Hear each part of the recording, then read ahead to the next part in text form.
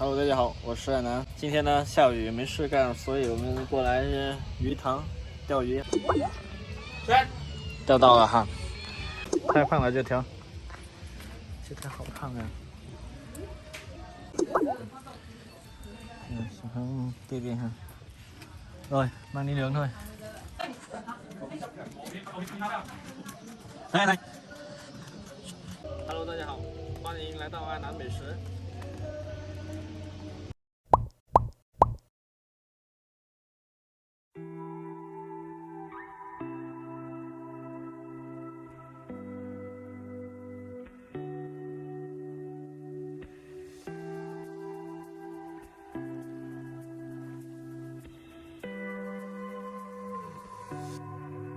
这是今天没有烤的鱼哈。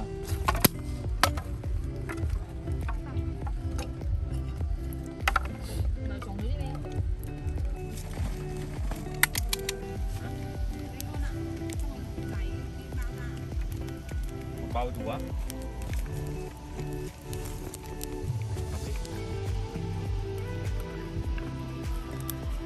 我发现我们少了个饮料，所以现在要骑车去买了。我没带钱，所以我借我妈妈5万。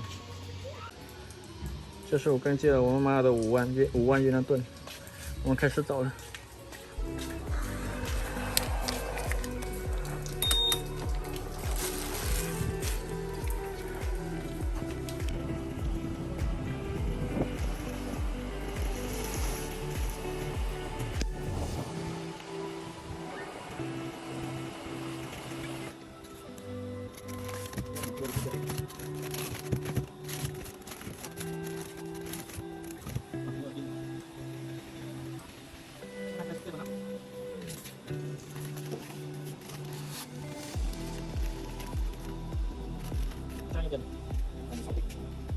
Thêm 3.000 không ai mua mình.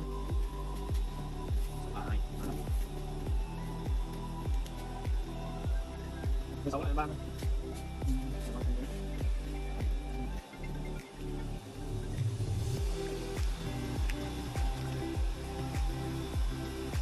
我又发现我少了碗，现在去拿碗。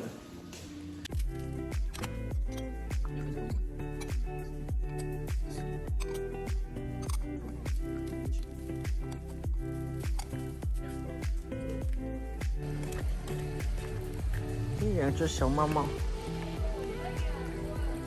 那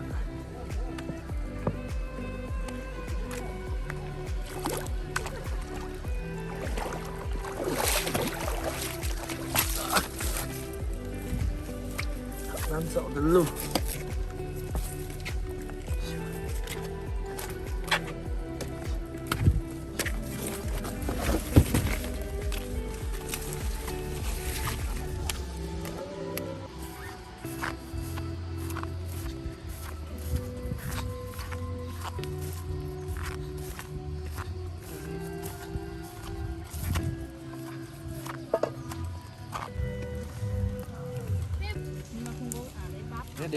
khoai nướng ngon nhiều。他们这边正在烤，我呢，我已经偷了一个了，嘿嘿嘿嘿，我要吃了。开玩笑的，我要放到这里，等会儿我们吃。这个就是我们的小新家，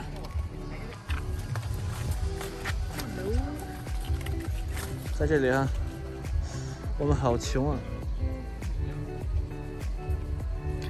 今天我们就在这里吃饭，吃烤鱼。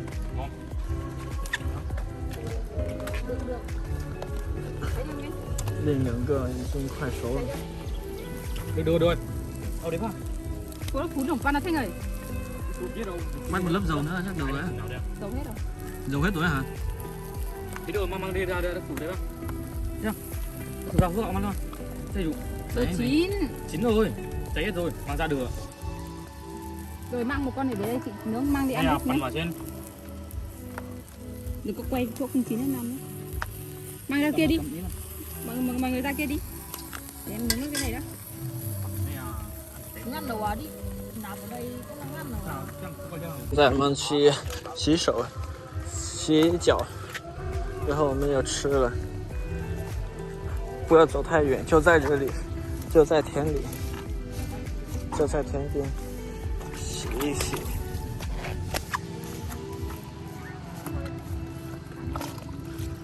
哎呀，这里还有田螺。哎呀，等会抓田螺吃。来，走，我们去吃了。这里就剩3个鱼头，这3个鱼头，等会儿再吃。我不喜欢吃鱼头，我只喜欢吃肉。走了，啊，人都安排好了。哎呀，没路走了，我要往这边走。哎呀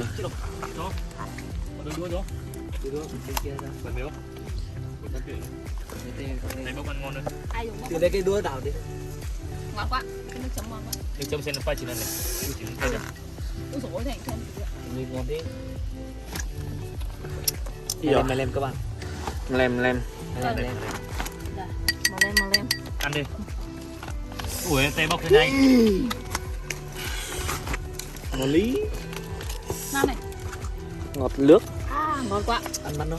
Xin hương khẩu饮料. Ai lấy bát của ai đi, cầm lấy tay cầm bát của ai đi. Mình không ăn được. Dùng ai dùng đũa kìa. Chừng cáo này.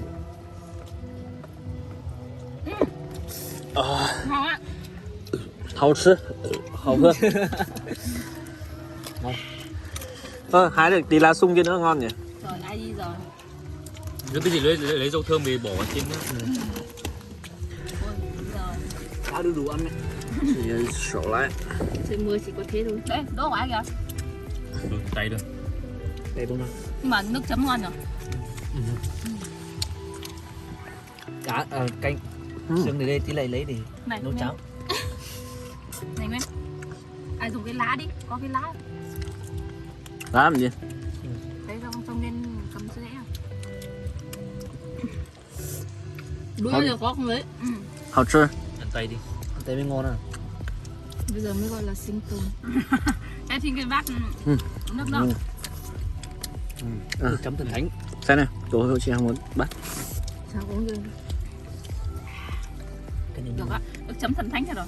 Còn một chú em nữa đâu? À đây. Chú cá nhé, không phải chú người đâu.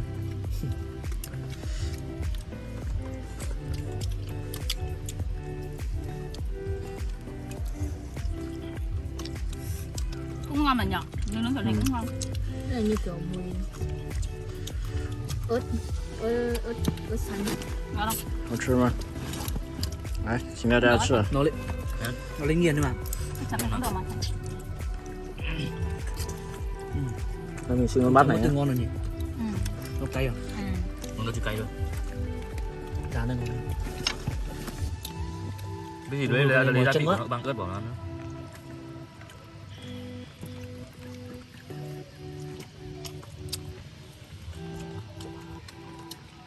Hai. Chào ai đấy? Chào con bò.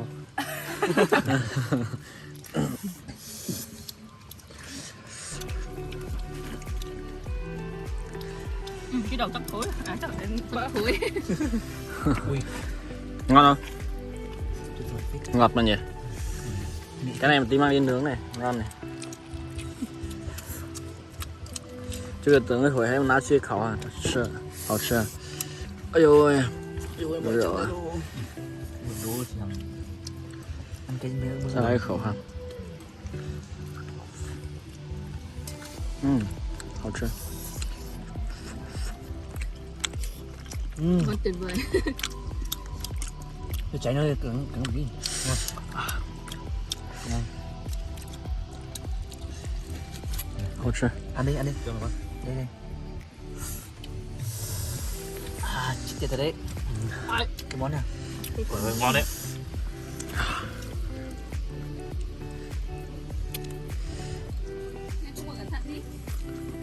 Quả này được một xương nữa. Này mưa to rồi. Đây. Ui. Ai không? Ăn đầu không? Ui. Nó cháy à?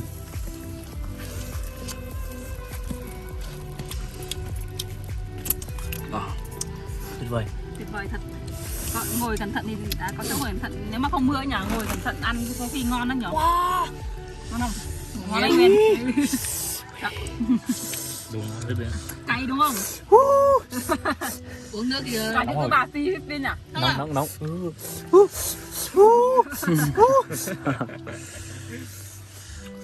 Nó mới một chọc nữa. Ngon không?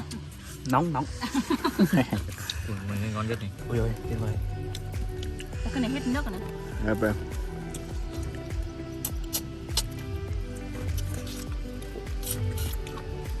Nước cho mình cồn nữa nhá. Ngon đấy. Ngon mà. Ngon. Ai uống nước không? Đây, đổ luôn vào đây đi. Đổ vào bát này đi. Nghe chia. Ôi rồi ơi anh Nam. Uống đi. Yeah. Anh Nam với sao? Uống đi. Uống đi. Cái tay nước.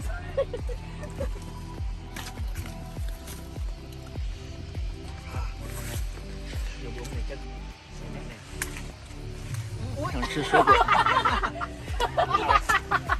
Từ đổ nước ra bên kia. Tôi bảo bé. Ăn từ đó. Cái gì á? Đổ đấy. Nước rơi đổ rồi à? Sao? Sao không lấy gì cả. Cái đầu tiên ăn rồi luôn. Ngon. Ôi ngon. Nên xé ra nó gió. Ồ. Nóng. Ôi ơi, perfect. Cú rang mà nhở.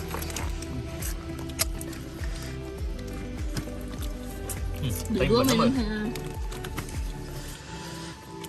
Để đâu rang nữa ăn.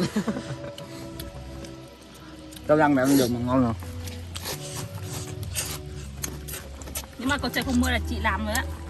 Làm không? Rồi làm một nồi rau nữa. Trời mưa quá. Món của tôi. Ui, Xương nó ngon hơn nhỉ? Cầm xương nó. Phải thấy phát đó. Sao nhá? Thấy lên phía được.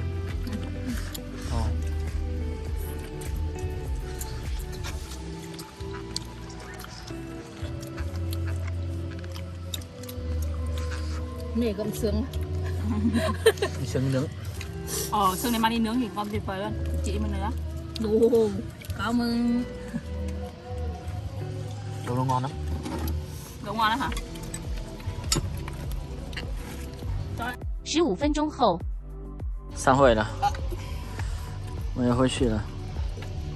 Lại chiến trường. 我们已经吃饱了，现在要走了，大家再见，再见。他们不会中文，慢慢就会了。好，今天视频到这结束了哈，谢谢大家观看，再见，太饱了。